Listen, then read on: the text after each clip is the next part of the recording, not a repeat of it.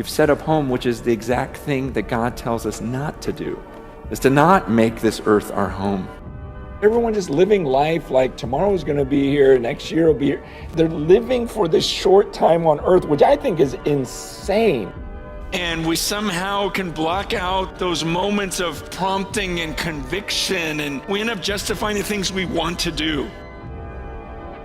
You look at what you say you believe in eternity, and then you look at how you live your daily life, and you're going, it doesn't match up.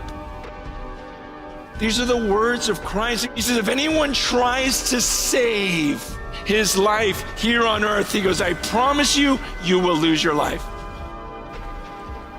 And he goes, and I promise you, if you lose your life for my sake, you'll find it. Jesus, look, I'm greater. These are greater riches. Just look at the other stuff. It's garbage compared to me. Trust me, it's so much better here. Man, we're talking about God who loved you so much, he gave his one and only son on that cross. This is the safety in the Christian life, that for me to live is Christ and to die is gain. Everything is fine in the end. And the battle now is trying not to save my life.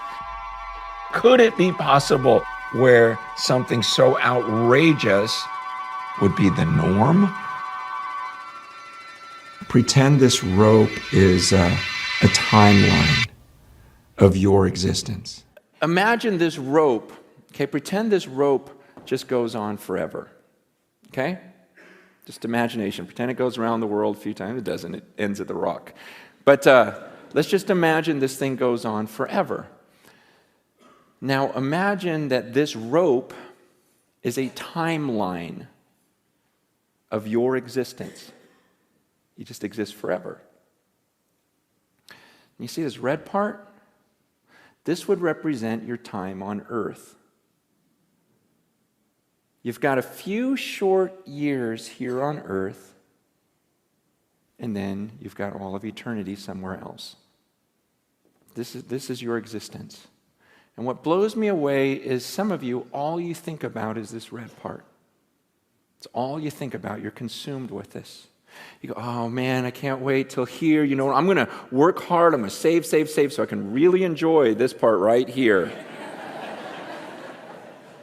And you're consumed with that. And you're thinking, oh man, am I going to get to travel? Am I going to eat well? Am I going to do this during this part? And I'm like, are you kidding me? What about this? What about this? What about all this stuff? It's crazy to me because the Bible teaches that what I do during this little red part determines how I'm going to exist for millions and millions and millions of years forever.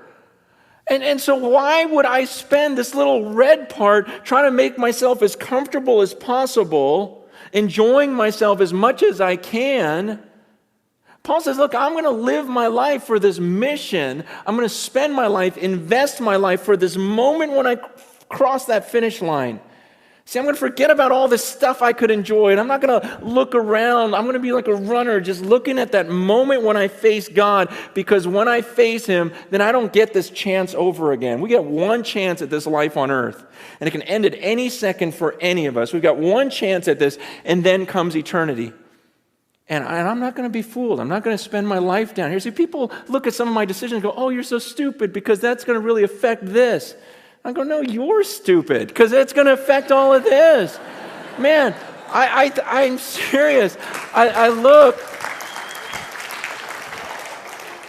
look at the way people live and I go, wow, that is so crazy. You are so crazy. You're going to do that right now, just to enjoy right now, not even knowing if you have tomorrow, and you think that's smart and that I'm dumb. It doesn't make any sense. Paul goes, I'm not going to look around at all this stuff. And it's tempting. It's tempting to all of us. That's what I'm saying. Down here, it's crazy because everyone lives that way. Everyone lives for the red part. No one's thinking about the millions of years afterwards. It's just this crazy deception that we can't get out of our minds. And Paul goes, I'm not doing that. He goes, I keep my eyes on that. I keep my eyes on that finish line, and I'm going to forget what's behind me. I'm not looking around. I'm straining. He goes, I'm straining forward. I'm like stretching forward for that mark. I'm going to pass this thing. I'm going to live this out, and I'm going to face him. I'm going to come before the judges, and he's going to hand me that trophy.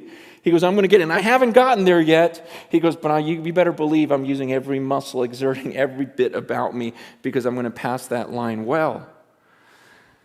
And then he says, brothers, join in imitating me. He goes, imitate me. Do what I'm doing right now.